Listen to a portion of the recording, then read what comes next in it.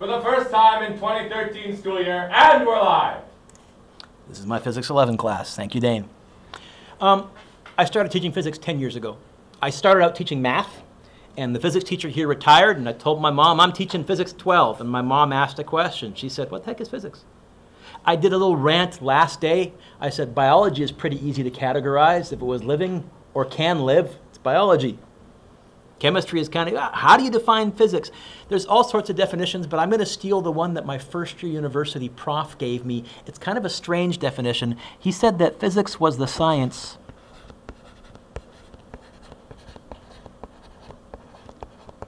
of measurement. He said, if you're measuring or calculating or trying to figure out how big something is, you're doing physics. I kind of like that because, first of all, it's easy to tell if you are or are not doing physics. If you're measuring something, you are. It overlaps with a lot of the other sciences. It works. But it leads to an obvious question, Anthony, and the obvious question is, okay, what do we measure? The big three are time, measured in, what are the units for time? Seconds, not minutes, not hours.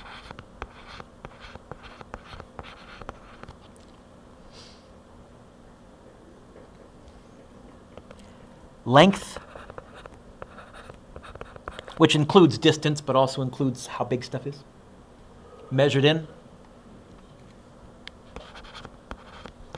Spelled like a proud Canadian with R-E instead of E-R, because that's how we spell it in Canada.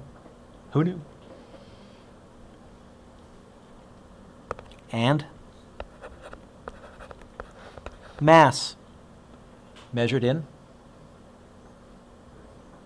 Should be grams because you would think you don't want a metric prefix, but for some strange reason, which I'll get into a bit later, it's actually kilograms. And there is a reason for that. I have a video to show you in a bit.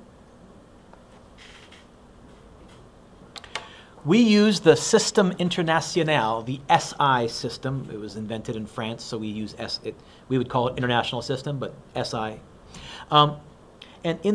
We kind of colloquially call it the metric system. There are 3 countries on the planet that haven't adopted the metric system: the U.S. and, for a candy, can anyone name the other 2 countries that have not adopted the metric system? What? Burma's one.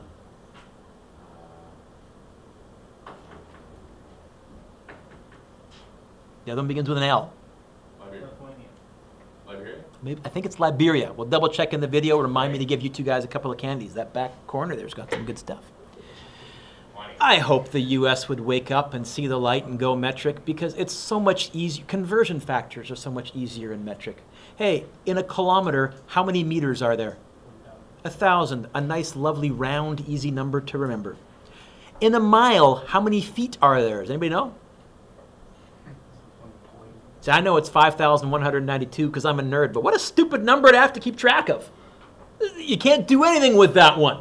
You can't, there's no easy way to, U.S.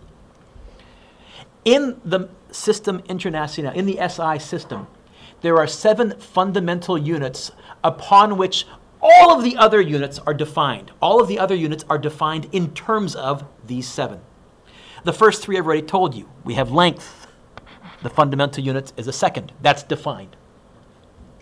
Oh, sorry. Length, a meter. How about time? I was glancing down at the next column. The fundamental unit is a second. That's defined. And mass, the fundamental unit for some reason is a kilogram, not a gram. That's defined. Those 3 you used in Science 10, we'll be flogging those like crazy this year too. The 4th one is electric current. Does anybody know what the units are for electric current? What do you measure current in?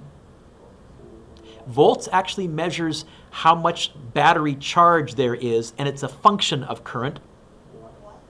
Watts measures how much power there is, and that's actually a function of energy. A watt is actually a joule per second, which is actually a kilogram meter per second squared per second, I think, if I've done the math right. Hertz is frequency, which is rotations per second. It actually comes and is defined as a part of a time. Begins with the letter A. Amps. Amps.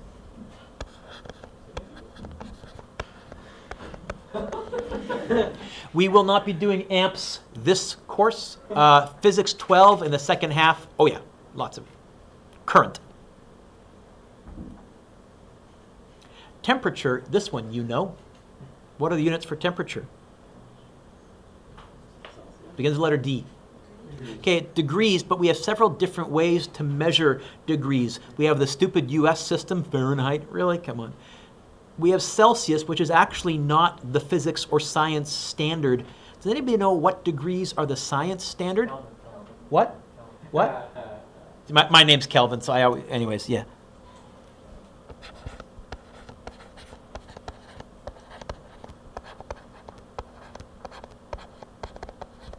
Abbreviation, degree symbol, lowercase k. It was great for about, well, till about 5 years ago. If you Googled the name Kelvin, the first web page that came up was a web page devoted to Lord Kelvin, who did a lot of research in temperature and after whom this unit is named. And the first thing that came up was, in big, huge letters, Kelvin is God. When you Google your name and you're told that you're God, that's pretty good. Then Google redid their algorithm and nothing working. Let there be light. Ah! Stupid. Amount of a substance. Now this you'll do in Chem 11. If you've done Chem 11, you already know this one. We don't measure the amount of substance. It's actually also sort of rhymes. It's a homonym for an animal, a small ground burrowing rodent. Mole. Yep. MOL. MOLE is how it's spelled, abbreviation MOL. It's based on something called Avogadro's number. Atoms are so small, if you want to talk about how many atoms there are in this little easy button, it's not in the trillions, it's not in the quadrillions, it's not in the quint. You know what? We have a number called the mole that lets us say this has 18.2 moles of atoms, and now you're dealing with much smaller numbers that are easier to keep track of in your head. If you go to Mr. Perugia's classroom, he actually has a cardboard box hanging from the ceiling near the front. That's how big 1 mole of atoms are. Okay. Those first 6 are cool, but I have to admit my favorite is this 7th one. Because the first 6, unless you show me how big they are, I don't know how big they are. Unless I've seen a meter stick, I don't know that this is about the distance of 1 meter. Unless I've seen a watch and grown up with a watch, I don't know that 1 second is about that long. But this last one, even though you've never heard of it, as soon as I tell you its name, you'll know exactly how big one is. It's a great name. Does anybody know what we measure light intensity in?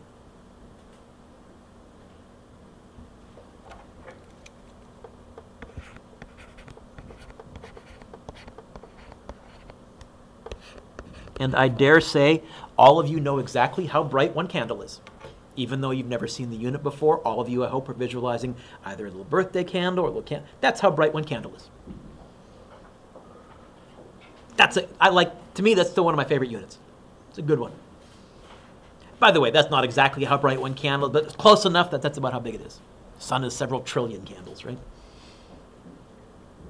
These units have to be very, very carefully defined for the world economy. Because let's suppose, for example, that Canada's definition of the kilogram was a little bit different from Iraq's definition of the kilogram, and we're buying several billion barrels of oil from them. That could add up to several $1 million in difference. And so most of these units have been defined as some type of atomic or universal constant, so that if a spaceship left the Earth, they could recreate these units in space exactly the same way as they were on the Earth, except one. One of these, well, got a little video to show you. For what it's worth, in Physics 11, we look at length, time, come on. We look at these 3. Physics 12, we look at this one. We don't look at temperature much at all in high school. I don't think you look at that until 2nd or 3rd year university. To really do it well, you need calculus. That's Chem 11. We don't look at light intensity at all. And technically, it's not a candle. Technically, it's a Candela, but you can call it candles, that's fine. Next page.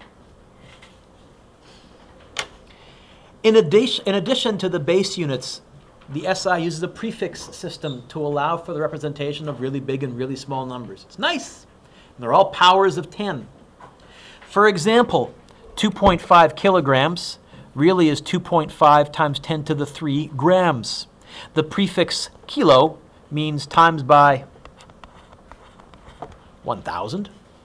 Or if I want to use exponents, times by 10 to the third. And I'll almost always use exponents because that's less typing. It says complete the chart below. I'm not going to make you memorize this. Hey, I'll bet this is on your formula sheet somewhere. I had to replace this over the summer. The chart that I'd been using for about 10 years was made in 2000, and the smallest it went was micro, and the biggest it went was mega. But just since 2000, technology has changed so much that new prefixes have entered our vocabulary, and I'm willing to bet in a few more, 5 or 6 years, some of the ones that are on your chart that I haven't included in this typewritten chart may become part of our vocabulary. So we're going to start in the middle with the base unit. This is where you have meters or liters or grams or whatever, and you're multiplying by 1. Really, you're multiplying by 10 to the 0 power. I'm changing the order. I didn't like the way I taught it last class. Emma saw this morning, and she's glaring at me because I'm doing it differently. Let's go up. Deci, on your chart, what's the abbreviation for deci? Lowercase, uppercase, it makes a difference? Lowercase d? And that's 10 to the negative 1, is that right? I almost never use that one. If it's 3 decimeters, I'm going to just say 0.3 meters. I find that easier. Centimeters I use because I know that my pinky is about the width of a centimeter, and that's a fairly common unit of measure. Okay, so centi is lowercase c. That's 10 to the negative 2. Milli is lowercase m. I know that's 10 to the negative 3. And then they start going up by 3s because we're going up by commas, if you're thinking about it that way. Micro. Micro begins with an M, but we've already used a lowercase m, and a capital M is used for something else. So we have to use a Greek letter.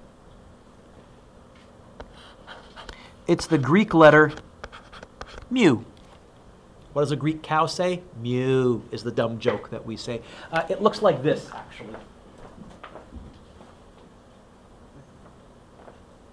That's a mu. It is where our lowercase m comes from. And that's 10 to the what? 10 to the negative 6.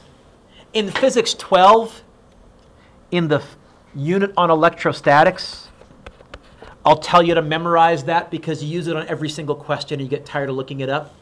But really, you don't need to memorize any of these. A few of them I'll say it's worth knowing because you get tired of looking them up. That was as far as my technology went. When I was in high school, Anthony, I bought a microcomputer. Wow. We've gone smaller than that. In fact, currently, the rage is nanotechnology. What's the abbreviation for nano? Lowercase n? And that's 10 to the what? Negative 9?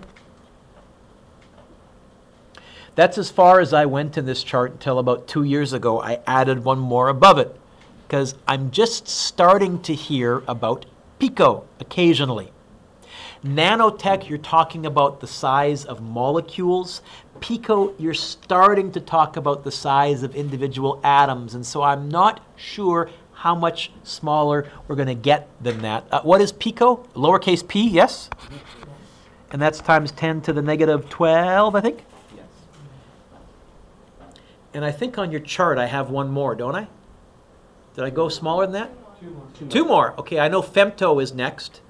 And I thought I would never use femto, but later on this year, I'll show you a femto camera that takes a photo so fast that it actually takes a photo of a beam of light and you can see the beam of light moving. And to do that, you need to be taking pictures in femtoseconds because light moves that fast. What's the one after that? ATA. A-T. ATTO. Oh, ATO. I didn't. That one I haven't heard yet. You know what? Probably by the time you're my age, that might become commonplace, or maybe not. We do run into eventually something that's called Heisenberg's uncertainty principle.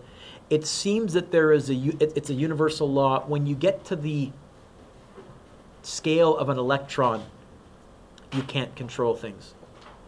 Electrons are weird, are bizarrely weird, are weirder than a science fiction writer would write if they were making up the universe weird. Let's get bigger. Deca is kind of a weird one. That's got 2 letters, yes? Is that DA? Yes. And that's 10 to the 1. I'll be honest, I'll never use deca. I'm not going to say 3 decameters. I'm going to say 30 meters. It's easier to visualize. It's quicker to write. But it's on your chart if it ever shows up. And I'll be honest, I'll never use hecto either. Hecto is lowercase h, yes? Mm-hmm. I'm not going to say that football field is 1 hectometers long. I'm going to say it's 100 meters long.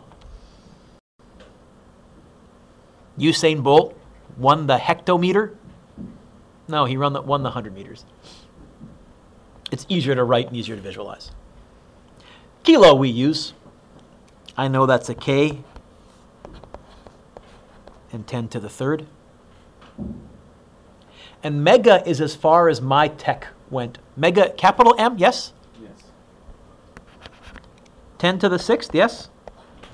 My first hard drive was 80 megabytes, 80 megs.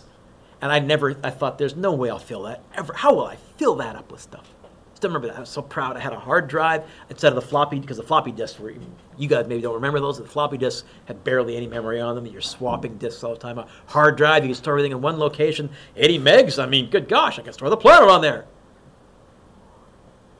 Who uses megs? And in fact, now, what's memory measured in? Most of the time, gigabytes, gigs, which is 10 to the 9th. And I used to stop there. But now I've purchased a brand new hard drive. This one that's sitting on my little desk down here is not a gigabyte. It's a terabyte. Capital T, yes? Mm-hmm. 10 to the 12th. I thought I was going to stop there, but just last year I saw an article on Google's servers and how fast they are, how many flops they are, and they used the next prefix up. What comes after tera? They started talking about petaflops. That's how fast Google can handle or calculate information. Okay, maybe I'll add it next year, I don't know. Do I have one after peta? Yes. What? Exa. Exa, okay. Maybe, I don't know. Haven't found that showing up yet. I just think it's fun that this chart is slowly going like, welcome to technology, getting bigger. Is there stuff after those? Probably. I haven't looked them up yet, but probably. Any base unit can be used with a prefix. For example, 1 kilogram is 1,000 grams, or 100 centimeters is 1 meter. And you're going to do some unit conversion. Some of the easier ones you may do in your head great, but what I'm going to show you with the easier ones is a method that works to convert anything to anything else so that when it's a nasty one, still works fine. Those that had me for Math 10 last year, some of this is going to seem familiar. I wrote down a handy trick. I have no idea what I meant to write there. Apparently it seemed like I had a handy trick in my mind. I've got nothing. So I don't know what I was thinking. Anyways, turn the page. During this course, we're going to use models, often mathematical, to help us understand a particular set of phenomena. We're going to look at a situation and see if we can analyze, predict, describe, measure, calculate. Usually it's going to involve some math. I got to be honest, full disclosure here though. 90% of what I teach you this year is going to be garbage. Wrong. Wrong. Because the math gets yucky if I try and be accurate.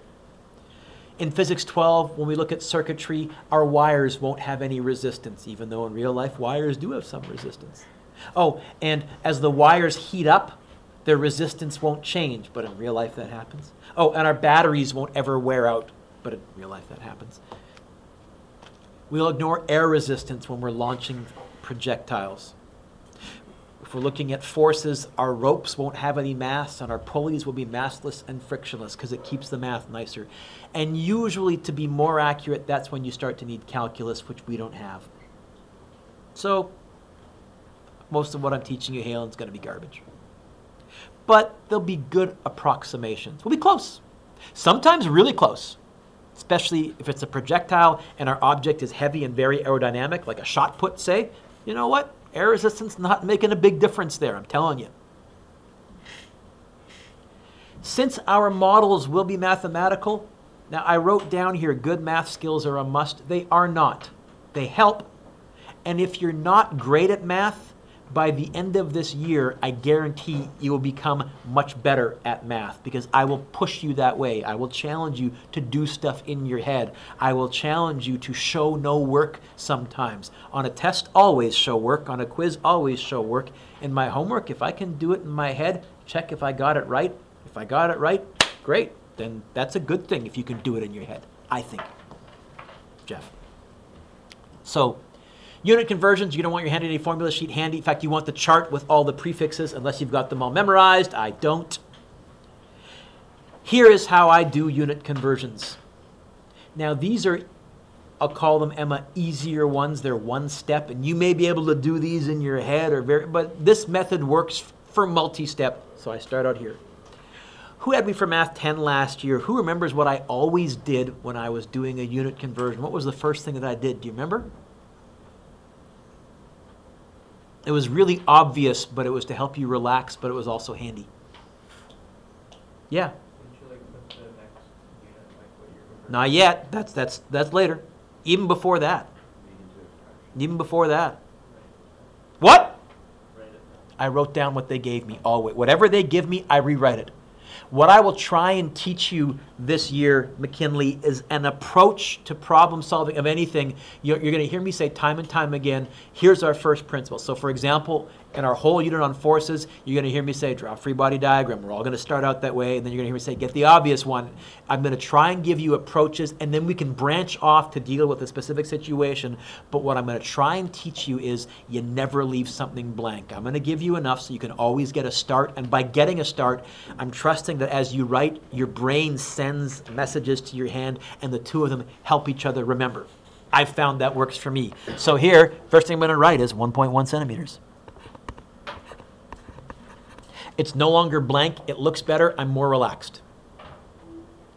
And now I'm going to multiply by a conversion factor times a fraction.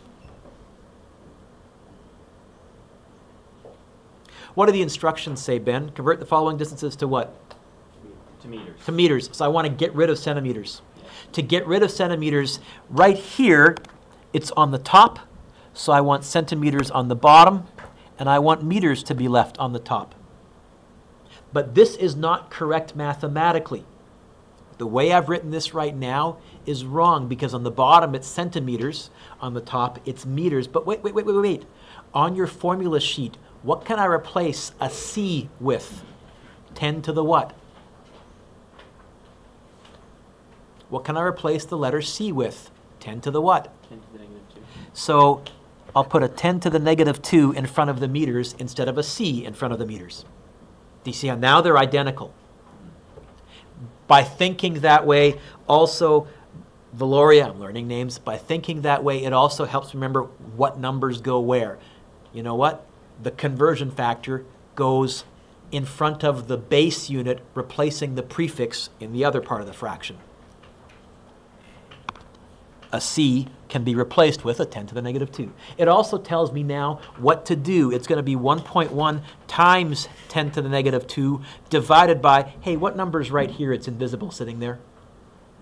A 1, you know, okay, I saw someone, let's put it there, fine. I'm not going to bother dividing by 1. That's a waste of time on my calculator. But, now I know.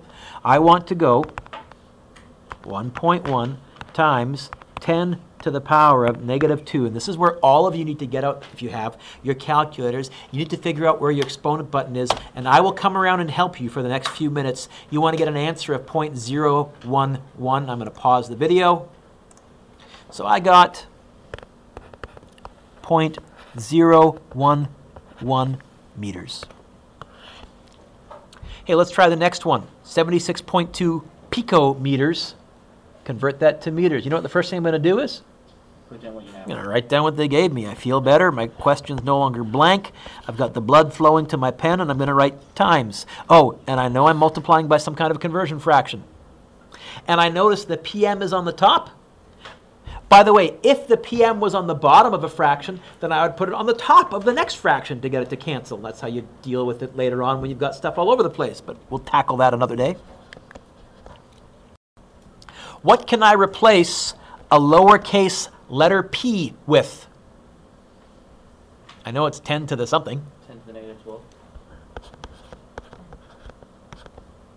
Doesn't look very good. Let's try that again. 10 to the negative 12. I guess, Jake, there's a 1 right there. So I'm going to go 76.2 times 10 to the power of negative 12. Oh! My calculator is giving me an answer back in scientific notation because it can't fit it on the screen. This is also something that you will need to do. You will need to know how to interpret what your calculator says. My calculator, when it says 7.62 small capital E negative 11, what I write is 7.62 times 10 to the negative 11. That's the scientific notation jargon, meters. Some of your calculators will say 7.62 times 10 to the negative 11. Some of your calculators will say 7.62 e negative 11. Some of your crappy calculators will say 7.62 space negative 11. Everybody get that? That has a calculator? Got that okay? You did? Let me come look. Last one, we're going to pause here. 0.123 megameters. You know what? I'm going to write it down. 0.123 megameters.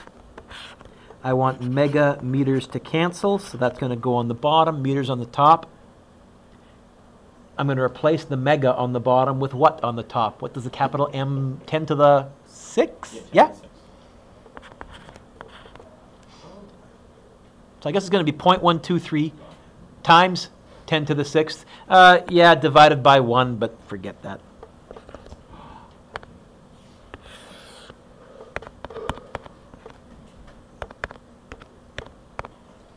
$123,000 meters.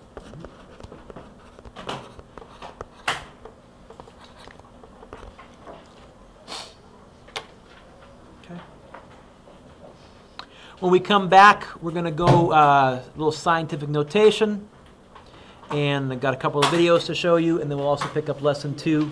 If you don't have a calculator for Tuesday, I'll be grumpy. I may even treat you like a kid and have you in after school. We'll see.